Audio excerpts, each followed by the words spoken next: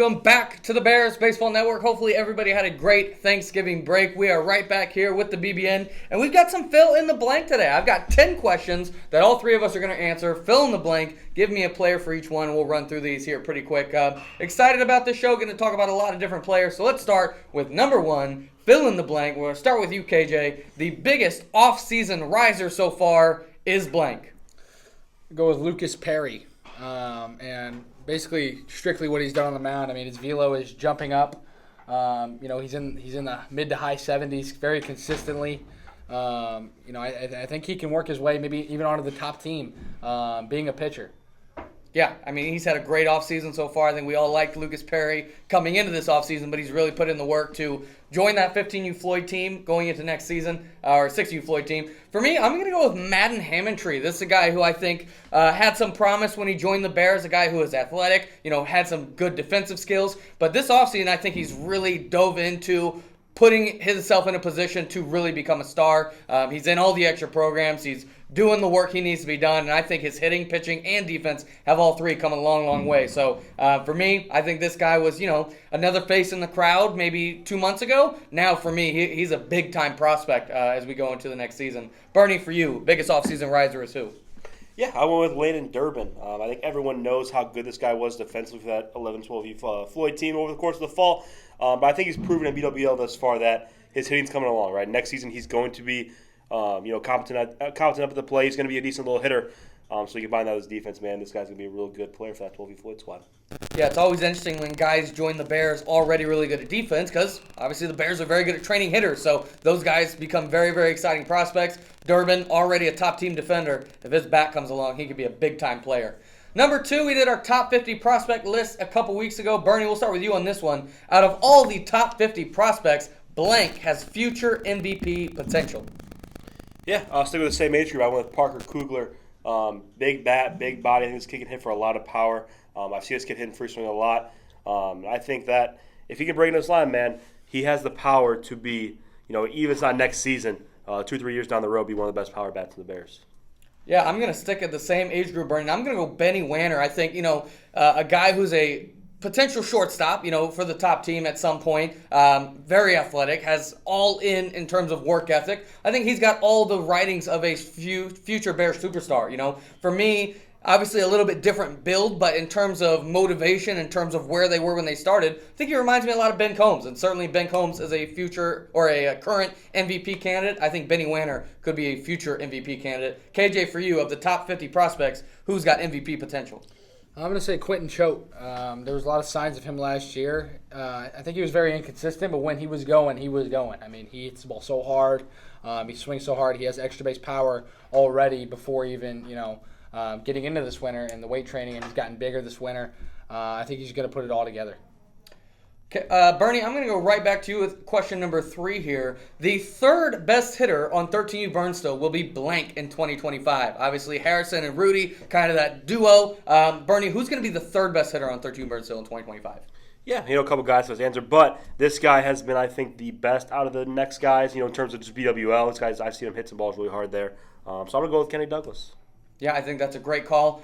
For me, I'm going to go with Rowan Damschroeder. I'm going to go with the guy who's kind of been here the longest. I think of the candidates for the answer to this question, I think Rowan has shown the potential to be that guy, and I think this is going to be the year he puts it all together and really cements himself as a top 3 player on this team. KJ, how about for you? I'm going to go with Alex Vogt. This is a guy, he's been pretty present all winter long. He's been working hard. He takes good at-bats in the BWL. He can hit the ball hard, and he's just an all-around great athlete. KJ, you've been working a lot with the pitchers this offseason, so I wanted to start with you on this question. Number 4, blank will be the most improved pitcher from 2024 to 2025. I'm going to go with Colby Lair. Last year, again, it was kind of an inconsistent thing. When he was going, he was great, and when he wasn't, he was really bad. This winter, he's been great every single time he's gone out against the best hitters he's ever faced. So, again, his velo's jumping up. He's commanding the zone. He's throwing a ton of strikes. He's throwing really hard. I think he has high potential this next year. Looking at these 10 questions, there was no question I came up with an answer quicker than this one. I got Aiden Page. I think this guy showed flashes of it last year, but I think 2025 is going to be a monster season for him. I could see him very quickly rising up the ranks of that 16U age group to the top team, and I could see him very easily challenging the likes of Andrew Willeret, Logan Eckert, and Noah Hendricks in that rotation. This guy's got such electric stuff. I think he's going to be dominant in 2025. Bernie, how about for you? Yeah, I'm going to go with Hamilton Case. Look, in 2024, this guy was a 23 walk, 23 strikeout guy. He's not going to be that next year. Strikeouts are going to go way up. Obviously, walks are going to go way down. And look, I saw this guy pitch one time BWL, against some guys a lot older than him, and I was convinced. I think, and on this 12U Floyd staff, he's going to have the opportunity to do it. Bernie, every single year there are guys who just come out of nowhere and become great players in the Bears. So start with you here. Blank is a player that no one will see coming in 2025. Yeah, stick with 13U Braden Young. A guy who, again, I've seen him take some really good at-bats to BWL, hit some balls hard. I think this guy just keeps getting better and better the more and more comfortable he gets, the more and more he's in free swing. Sticks with his approach, so I think this guy's going to be a big-time hitter next year. For me, I'm going to go with Quentin Choate. This guy's very quickly become one of my favorite players in the entire organization. I think he's got size, he's got good arm speed, he's got good bat speed. I think this guy, nobody really expects much from him going from last year. He was, again, kind of that face in the crowd. I think in 2025, he's going to be a real impact player. KJ, how about for you? I'm going to go with Benny Wayner.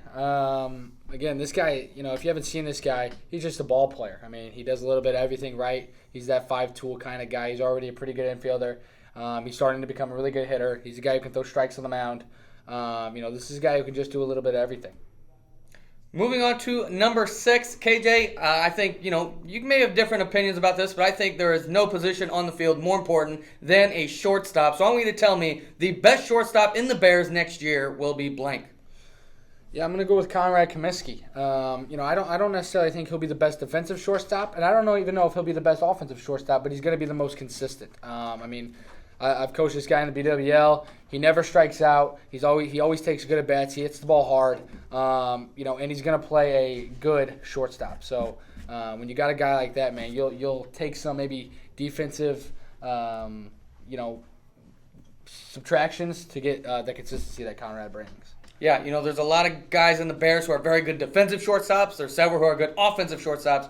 Conrad's a mix of both. I'm going to go a little bit out of left field for this question, and I'm going to go with a guy who didn't play shortstop last year, but I think he will be the best shortstop this year, and I'm going to go with Hamilton Case. I think Hamilton has bounced all around the field because his defense is so good. You can kind of play him anywhere, but the steps he's taken this offseason, I think, in my opinion, he is the best defender of all of the 12U guys. I think he could very easily move into that shortstop spot because his bat's going to be great, and once Rob sees how good of a defender he is, I don't think he's ever going to leave. So I think he will be the best shortstop next year. Bernie, how about for you? Yeah, I think this competition is a little more open, who could be the best here. So I'm going to go with my guy and Alex Vogt. I think we already all know what he can do offensively. He's proven that, man, but last fall he struggled a bit defensively. I thought he got a lot better as the fall went on, got more comfortable there being a newer shortstop. I think with an offseason there, he's come out, his defense will be much improved, and then we already know what he can do with the bat. Bernie, last offseason, Wyatt Poore went from a very solid player to a superstar over the winter. So, Bernie, for people who aren't paying attention, if you're not paying attention this winter, you're missing blank become a superstar.